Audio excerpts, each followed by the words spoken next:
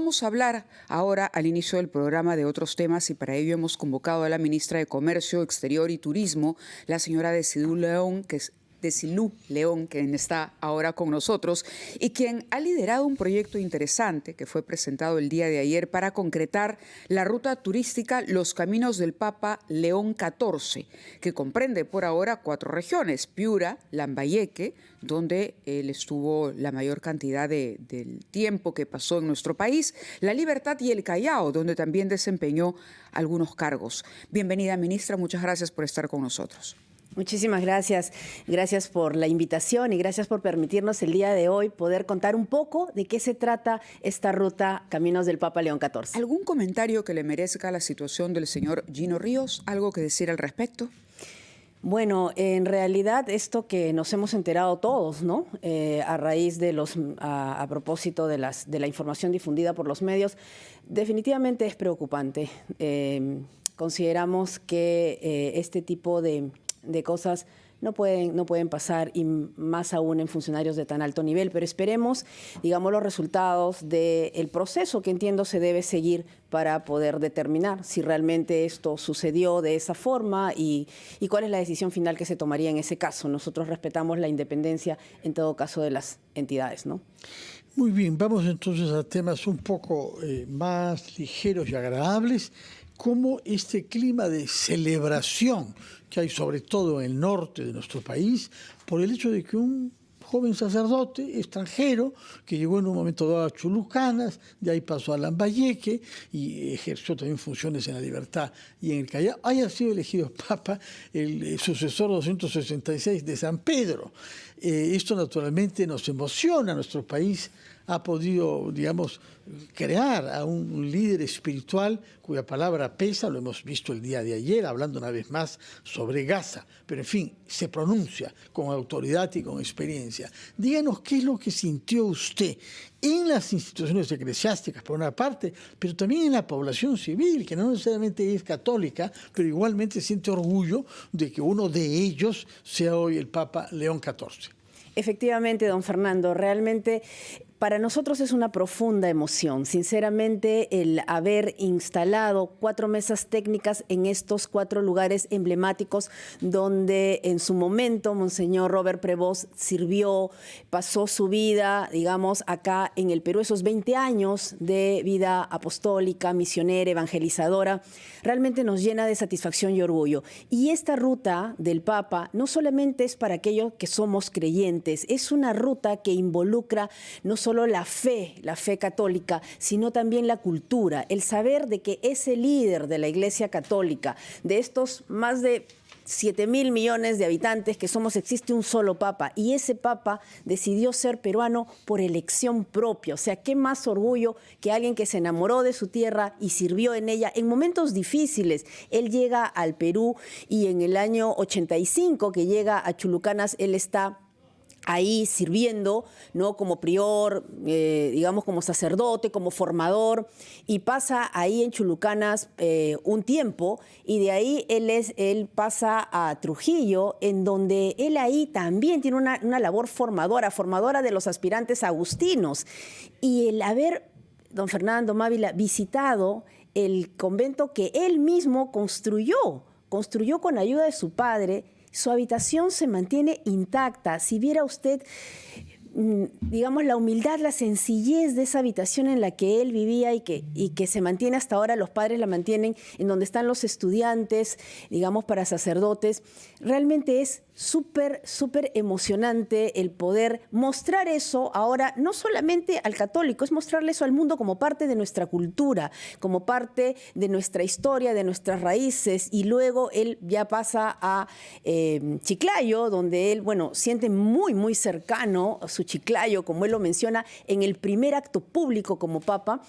Y es donde él pasa 10 años de su vida ahí como obispo, y también es designado por el propio Papa en un cargo en el Callao, en donde en tiempos de pandemia, donde todos estaban confinados, él viajaba desde Chiclayo al Callao cada 15 días para hacer su labor ahí. Manejando él mismo con su auto, y él incluso tiene un selfie, ¿no? Nos va a contar detalles de eso. Tenemos que ir a una pausa y retomamos nuestra conversación con la ministra de Comercio Exterior y Turismo, Desilu León, respecto a la visita que ha hecho el día de ayer a Chiclayo junto al presidente de la República, de la misma manera que autoridades iban a las otras 3 regiones. Nos contará cómo se ha canalizado esto también desde el punto de vista turístico, porque hay que también pensar en los aspectos materiales. El turismo es necesario para esta región del norte y va a aparecer una forma de turismo vinculado a la fe católica y vinculado a la personalidad del Papa Robert Prevost León XIV. Vamos a la pausa, Mavi. Hacemos una pausa, son las 8. De Comercio Exterior y Turismo de Desilu León, a propósito de las gestiones que se han hecho ayer para lanzar una ruta Papa León XIV en las zonas del norte del Perú, Callao, La Libertad, Lambayeque y Piura, en las que ejerció su oficio como sacerdote, joven sacerdote veinteañero, llegado inicialmente, luego como autoridad en la congregación de la que era miembro, Agustina, y finalmente como obispo de Chiclayo. Usted estuvo, señora León, nos había contado, en la capital de Lambayeque, y ahí se ha reunido con el gobernador regional, con alcaldes distritales, pero también con representantes del sector privado y de la sociedad. ¿Qué va a quedar de la gestión que usted ha impulsado el día de ayer, de la misma manera que colegas suyos ministros en las otras 3 regiones asociadas con el Papa León XIV? Efectivamente, el día de ayer tuvimos la presencia de la Presidenta de la República, quien ha estado lanzando esta ruta. Cuando nosotros empezamos este proyecto, hará un par de meses, la Presidenta nos dijo todos en modo ruta del Papa, porque esta ruta turística no solamente va apuntando mejorar las condiciones del sector turismo, que es importante porque es un sector que mueve la economía, es un sector que dinamiza la economía local, y realmente sí nos interesa promover eso, pero esto también sirve para mejorar los servicios y mejorar la calidad de vida de la población. Entonces, cuando la Presidenta nos dice pónganse en modo ruta del Papa, era justamente para ver qué otros servicios complementarios se necesitaban mejorar en las zonas donde íbamos a diseñar una ruta. En estos 4 regiones donde se ha, digamos, lanzado la ruta en simultáneo, porque ayer hemos lanzado la ruta en simultáneo, y por eso agradezco a mis colegas del gabinete, porque todos han apoyado para poder tener presencia con las autoridades regionales y locales para el lanzamiento, porque debemos tener algo presente, don Fernando. Todas las rutas son importantes, cada una es especial y particular. Efectivamente, Lambayeque es una de las rutas más largas, más grandes, tiene 22 circuitos religiosos turísticos vinculados al Papa. Vinculados al Papa, entonces es una ruta más grande. Ahí hemos tenido varias sesiones para ponernos de acuerdo con los alcaldes, con el gobernador, con la alcaldesa provincial de Chiclayo.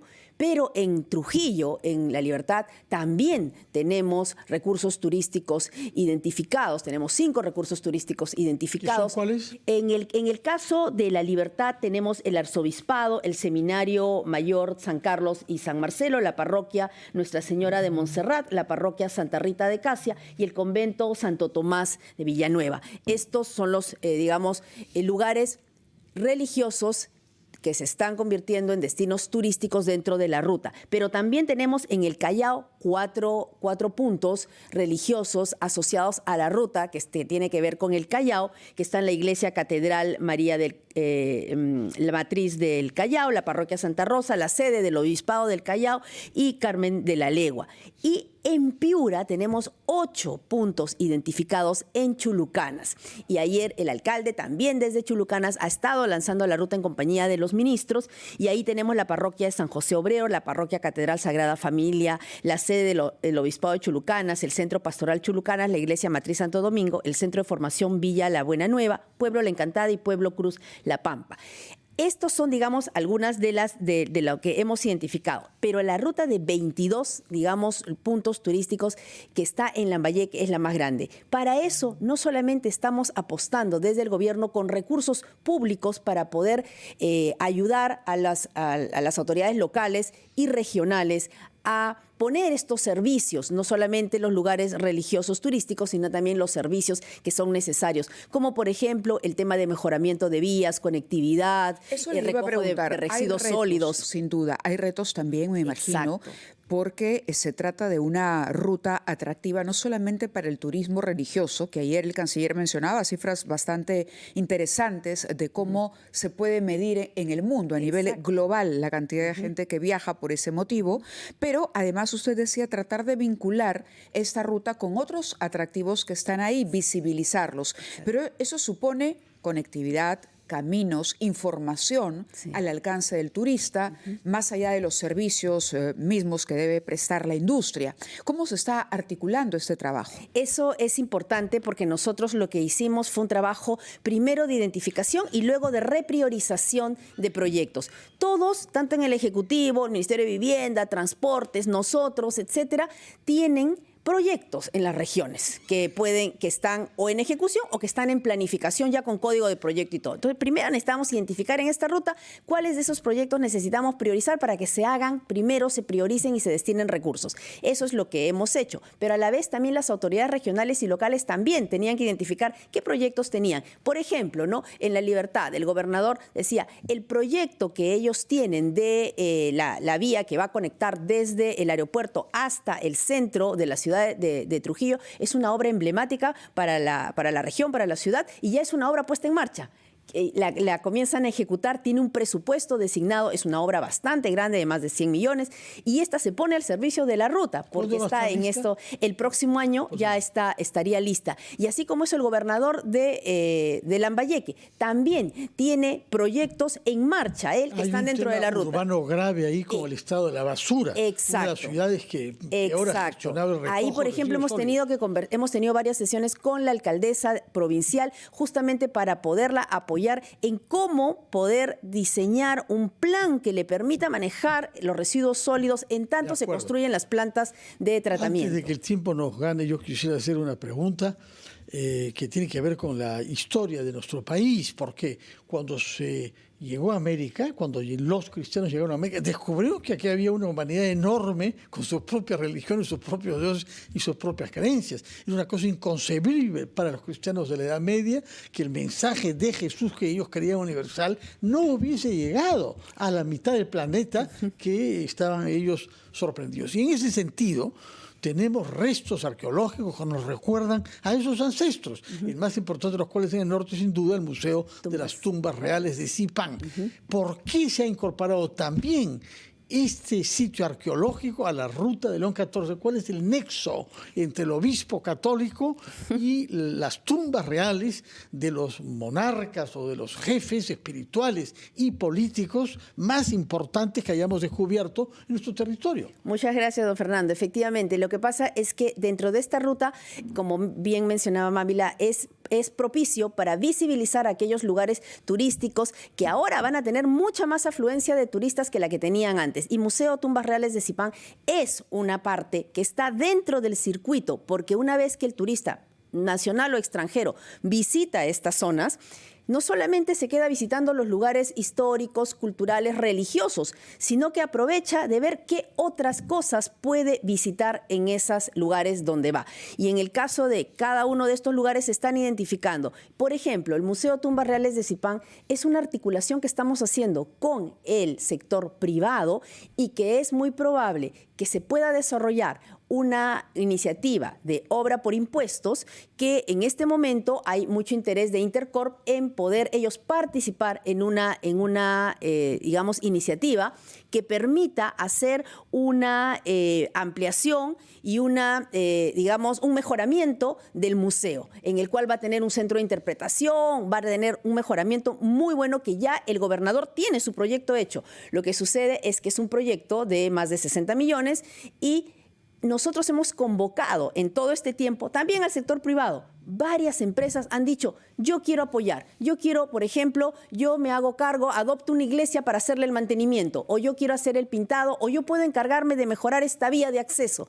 Y así, todos en colaboración. Por ejemplo, hay una capilla que yo he visitado en la visita en las regiones, que es una capilla que el actual Papa quiso en su momento remodelar, reconstruir. Es una capilla que se cayó, es la capilla denominada La Verónica, está destruida, hay que reconstruirla y, por ejemplo, ahí hay un grupo, el Grupo AGE, que está interesado en hacerse cargo de esa remodelación. A eso justamente me refería con los retos de empezar a poner en valor toda la ruta para, digamos, capitalizar mejor este lanzamiento que ustedes han hecho.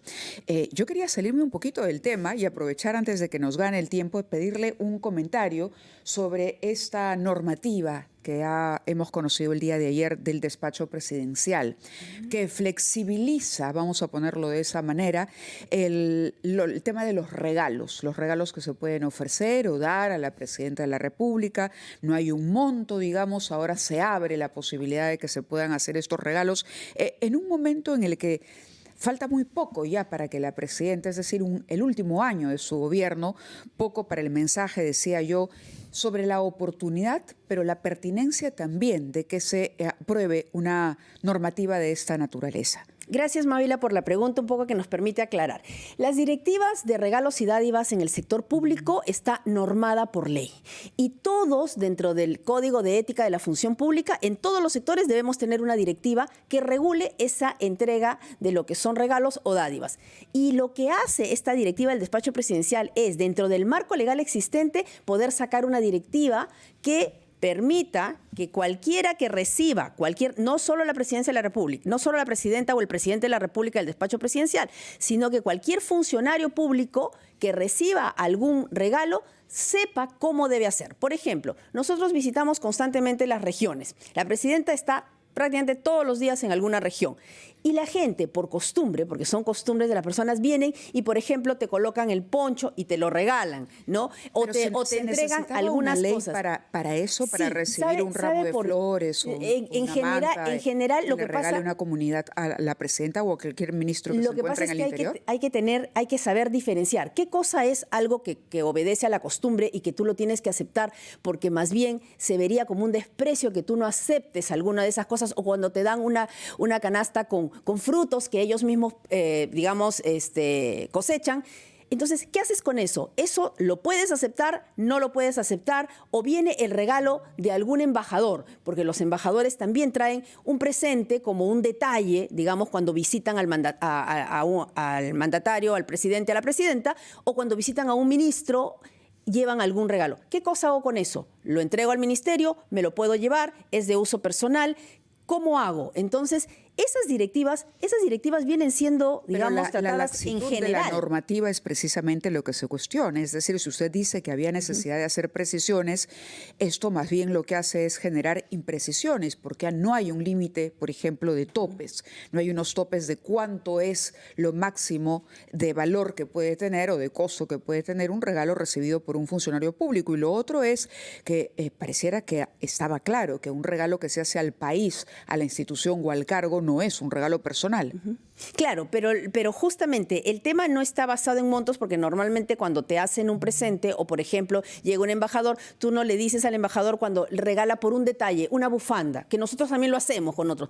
¿Cuánto cuesta la bufanda? ¿Me la puedo quedar? ¿No me la puedo quedar? Esa pregunta no se hace, pero como es un detalle, digamos, viene de una autoridad oficial, tú lo recibes y lo aceptas. Ahora, ese tipo de cosas tienes que ver, de acuerdo a la directiva, cuál es el procedimiento que va a seguir. Como es algo público, porque se entrega públicamente, cuál es el tratamiento. Se trata de una directiva que lo que más bien es transparente el proceso de entrega de dádivas y regalos. Y viene esto desde hace algún tiempo y muchas entidades no han estado, digamos, acorde a la ley y no han tenido sus directivas debidamente actualizadas. Ministra, gracias por sus respuestas esta mañana. No, muchísimas gracias, y de todas maneras, invitarlos a todos. Ya está en la plataforma ituqueplanes.com la ruta del Papa. Los operadores turísticos ya están preguntando, la gente está viniendo al Perú para conocer esa ruta. Esto ya está disponible y en esta primera etapa se están destinando más de 540 millones a poner a punto los servicios y estar, digamos, listos para poder recibir a los turistas nacionales y extranjeros. Vale gracias. Tener los servicios listos, sobre todo si el Papa mismo se decide a venir. Exacto. Como es posible que no encuentre Chiclayo en el estado lamentable de no recojo de basura y las carreteras de muy difícil acceso.